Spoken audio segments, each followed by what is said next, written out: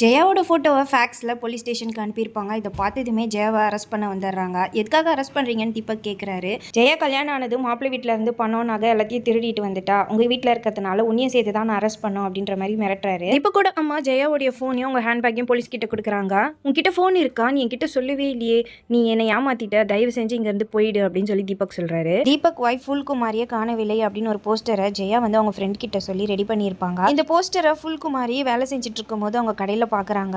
பார்த்ததுமே ரொம்ப சந்தோஷப்படுறாங்க. அவங்க வேலை செஞ்சுட்டு இருக்க அந்த அம்மா கிட்ட சொல்லிட்டு ட்ரெயின் ஏறி அவங்க ஊருக்கு கிளம்பிடுறாங்க. போலீஸ் ஜெயா கிட்ட விசாரிக்கிறாங்க. அப்பதான் ஜெயா ஒரு விஷயத்த சொல்றாங்க. அவங்க ஸ்கூல் டாப்பரா இருந்திருப்பாங்க, மேல காலேஜ் படிக்கணும்னு ஆசைப்பட்டிருக்காங்க. ஆனா ஜெயாவோட அம்மா கம்பல் பண்ணி அவங்களுக்கு கல்யாணம் பண்ணி வச்சிடுறாங்க. ஜெயாவுடைய ஹஸ்பண்ட் ஏற்கனவே அவங்க ஃபர்ஸ்ட் ஒய்ஃபை கொண்டு எரிச்சதையும் சொல்லுவாங்க. ஃபுல்குமாரி கிடைச்சிட்டதா ஜெயாவோட நம்பருக்கு கால் வரும். ஏன்னா அவங்க போஸ்டர்ல அவங்க நம்பர் தான் கொடுத்திருப்பாங்க. எல்லாத்தையும் கேட்ட இன்ஸ்பெக்டர் வந்து ஜெயாவை அரெஸ்ட் தான் பண்ண முடியும், ஏன்னா அவங்க மேல அவங்க ஹஸ்பண்ட் கம்ப்ளைண்ட் கொடுத்திருக்கதா சொல்லி அரெஸ்ட் பண்ணிடுறாங்க. இப்போ ஜெயாவோட ஹஸ்பண்டும் வந்து போலீஸ் ஸ்டேஷனுக்கு வந்துட்டாரு. அவர்கிட்ட கொஞ்சம் பணத்தை கொடுத்துட்டு நான் ஜெயாவை கூட்டு போறேன்னு சொல்றாரு.